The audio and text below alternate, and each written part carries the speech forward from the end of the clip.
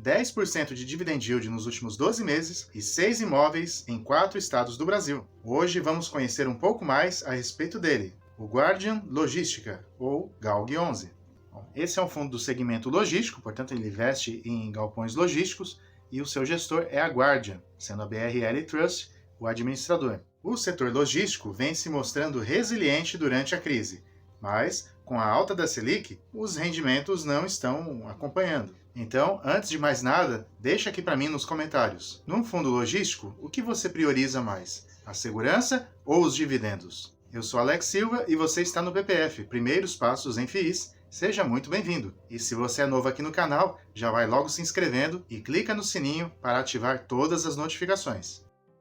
E quando a gente faz um filtro aqui no site do Status Invest, pegando os fundos com patrimônio mínimo de 500 milhões, no mínimo 5 mil cotistas, e a gente ordena aqui pelo dividend yield, ou seja, pelo rendimento dos dividendos, vemos que o GALG e o SDIL são os que mais se destacam. Lá no meu Instagram eu vou colocar algum comparativo rápido a respeito deles. Se você ainda não me segue, o endereço está aqui abaixo e lá eu vou colocar um quadro comparativo entre os dois. Mas no vídeo de hoje vamos focar no GALG.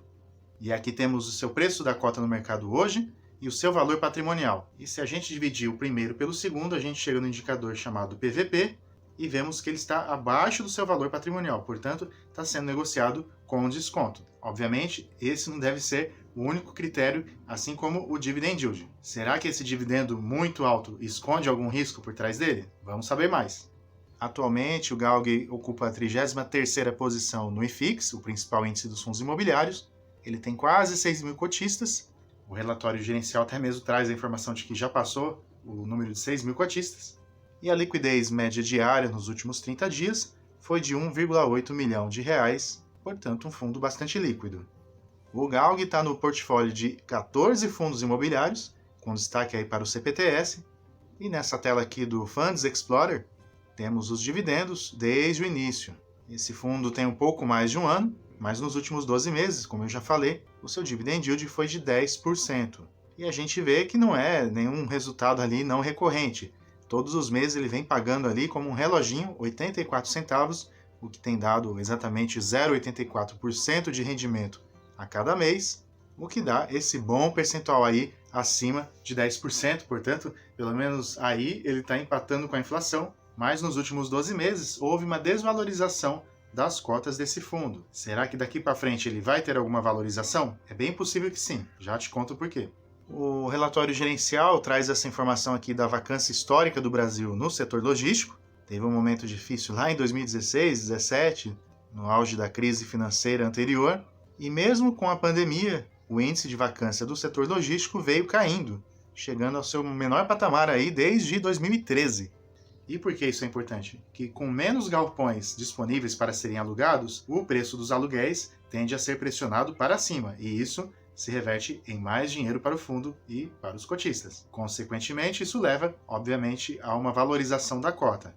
Mas o patrimônio, será que acompanha? Já já vamos falar sobre isso, mas tem esse outro gráfico aqui que mostra a evolução do número de cotistas desde o início do ano, o ano passado, de 2021, e o volume de negociações é bastante oscilante. Entrando já aqui no portfólio dele, 95% composto por imóveis e ele tem 5% de ativos financeiros. São 6 imóveis, como eu falei, nenhum deles tem área desocupada, portanto a vacância é zero, tanto física quanto financeiramente. No mapa nós vemos aqui os ativos, lá no Rio Grande do Sul, em São Paulo, na Bahia e no Pernambuco. 100% dos contratos são atípicos e o prazo médio aí dos contratos é de quase 11 anos, o reajuste feito pelo IPCA. Lembrando que os contratos atípicos são aqueles em que se o locatário sair do imóvel antes, ele tem que pagar todo o aluguel remanescente de todo o período. Quando a gente entra aqui na receita por ativo imobiliário, aí a gente encontra um primeiro problema aqui, pelo menos na minha avaliação, que é uma grande concentração em 3 imóveis. O da Souza Cruz, lá no Rio Grande do Sul, o BRF Salvador e o BRF Pernambuco. Então, a gente vê uma grande concentração aqui nos estados do Rio Grande do Sul e da Bahia, Pernambuco vem logo a seguir, e uma menor concentração em São Paulo. E justamente esses ativos aí onde ele tem maior concentração, o de Cachoeirinha e também o de Salvador, são os que têm o contrato mais curto, 2027, portanto daqui a 5 anos. Pode parecer pouco tempo, mas 5 anos passam rapidamente. E o que vai acontecer depois disso? Será que vai ter uma renovação do contrato? Será que vem outro locatário? Na hora de investir, é bom ter esse prazo aí como horizonte. Daqui 5 anos precisa ficar esperto para ver o que vai acontecer com esses imóveis que podem impactar diretamente aí os rendimentos do GALG.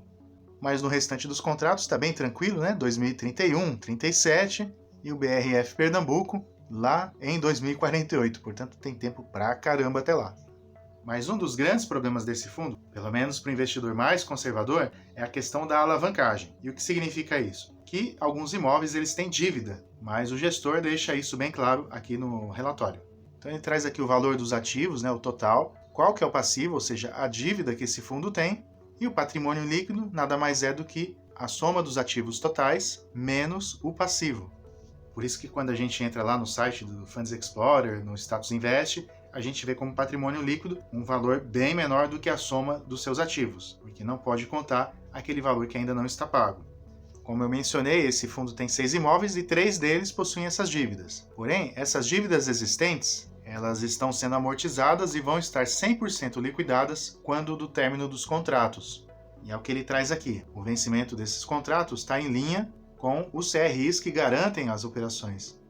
O indexador é o IPCA também, e a porcentagem de alavancagem do fundo é de 38%.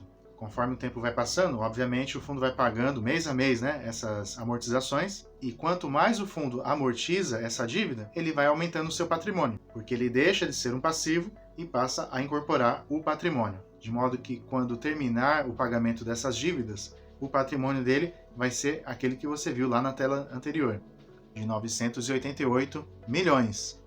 Bom, como o fundo tem poucos imóveis, vale a pena dar um overview aqui neles. O primeiro deles é o da Souza Cruz, em Cachoeirinha, lá no Rio Grande do Sul.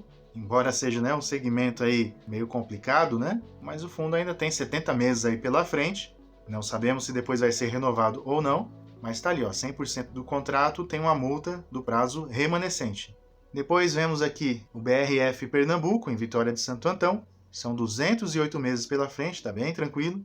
Temos o BRF Salvador, na Bahia, 74 meses de prazo remanescente. Pode ver que todos eles têm multa do período remanescente. O ativo Almanar, em Jandira, na Grande São Paulo, tem 194 meses de contrato. O ativo da Air Liquid, em São José dos Campos, é um complexo logístico e de distribuição. E a mesma empresa tem outro ativo lá em Canoas, também no Rio Grande do Sul. É um imóvel com espaço bem menor, 7 mil metros quadrados, mas tem 114 meses aí de contrato pela frente. Portanto, bem tranquilo para o cotista.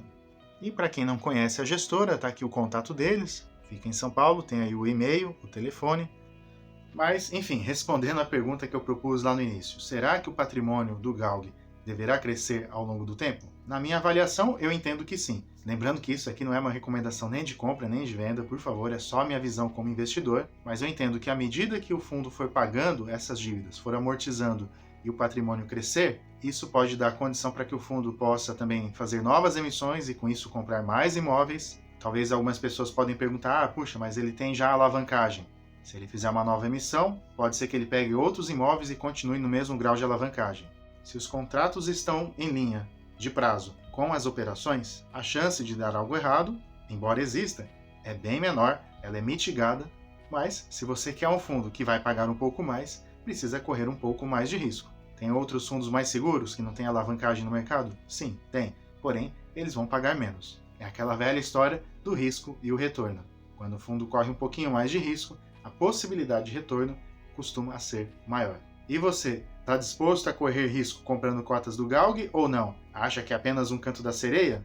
Na minha opinião, vale a pena, mas obviamente a gente sabe que não pode colocar todos os ovos numa única cesta. É importante diversificar. Então, quero saber a sua opinião também a respeito. Deixa aqui para mim e a gente se encontra no próximo sábado com mais um estudo. Um grande abraço e até lá!